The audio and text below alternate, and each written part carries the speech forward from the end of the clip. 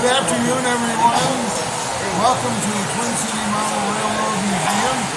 Today is Saturday, April 29th, 2023, and I'm your host, Barry Krelitz. I'm a member of the museum. I've been here about almost 15 years. This video is really an opportunity to celebrate a wonderful event that occurred over the last few months to the Minneapolis Milwaukee Depot. Just as a background, I was a small child when my parents first took me to the depot to pick up my relatives who were coming in from Milwaukee in the early 1940s, and I had an opportunity to ride on the Milwaukee Road and leave from that beautiful, iconic Minneapolis depot, which is part of the skyline from 1899. Its predecessor was built in 1873 as Minneapolis was growing into a very, very large milling and lumber center and hub. And it got so big that in 1899 they decided to build this tower and sheds.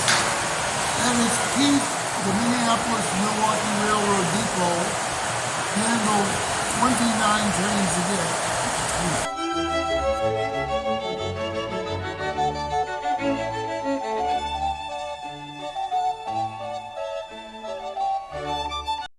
Now, why are we here? Well, most of us, all of us, were all born after the 1930s, remember the depot like this, a flat top.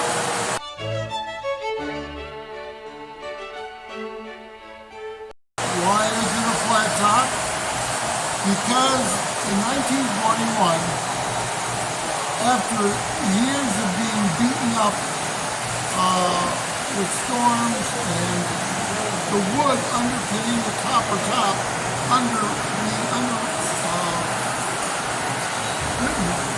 and being basically rotted, the city of Minneapolis and the railroad decided it's time for it to go. And so they issued a permit in May of 1941 to a wrecking company in Minneapolis for the sum of $2,000 to wreck the bell tower, the tower, and the cupola. And that's how the thing became a flat top roof.